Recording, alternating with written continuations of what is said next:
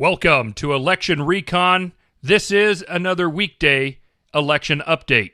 It is Thursday night, October 1st, 2020, and it is 10:07 p.m. Pacific Standard Time.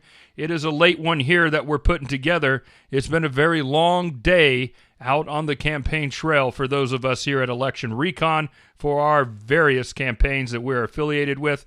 But nonetheless, here we are, duty-bound, to bring you, our loyal followers, an election update.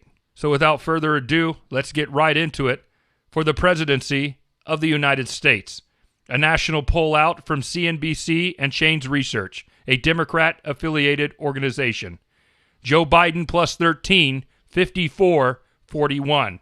And a poll out of the state of Georgia, the second poll in that state to show Donald Trump down this week. This comes from WSB-TV and Landmark, and it is Biden plus 2, 47-45, that race within the margin of error. No movement in the election recon predictive model today for any state in the race, so this leaves the score 291 projected electoral votes for Biden-Harris, 247 projected electoral votes for Trump-Pence. Moving on now to the United States Senate.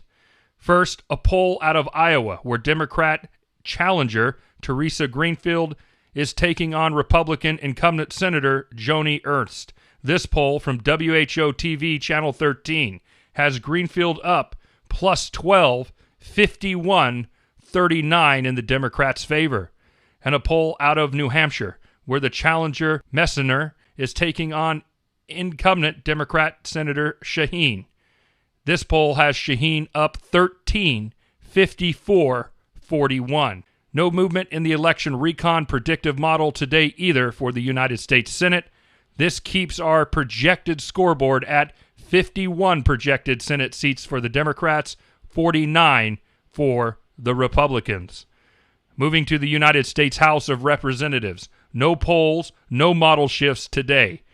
This leaves our election recon predictive model and our scoreboard at 236 projected seats for House Democrats to 199 projected seats for House Republicans. And now on to the governor's races. A poll out of the University of New Hampshire shows incumbent Republican Governor Sununu versus his Democrat challenger Feltz. Sununu up plus 18, 55, 37 in the Republicans' favor. The second poll this week to show the Republican governor outside the margin of error.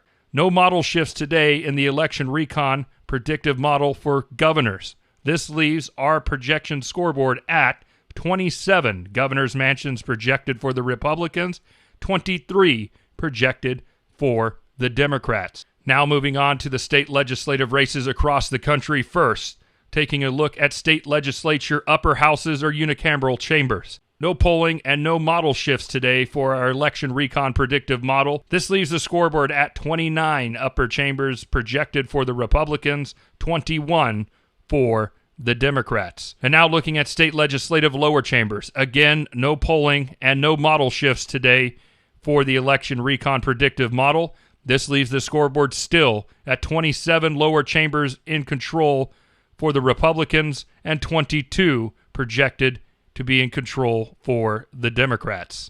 Be sure to catch this Saturday's full podcast episode. Episode 2 of the Election Recon podcast again comes out this Saturday. You can find the podcast on Spotify, Twitcher, iHeartRadio, and Apple Podcasts. And we would love to have your support to keep this project going. The only place where you're going to get straight up facts and no bias, no spin, just what is going on in the election, quick, straight, easy, and right in front of you. Again, this is the oasis of reality in the desert of chaos that is 2020 and this entire election. Please help keep the oasis open by subscribing, liking, following, and sharing our content. You can find us on Facebook, Instagram, Twitter, and YouTube at Election Recon, at Election Recon. Again, please like and subscribe, share our content. Your support is appreciated. This has been another weekday update for Election Recon. I'm Josh Whitfield. We'll see you tomorrow.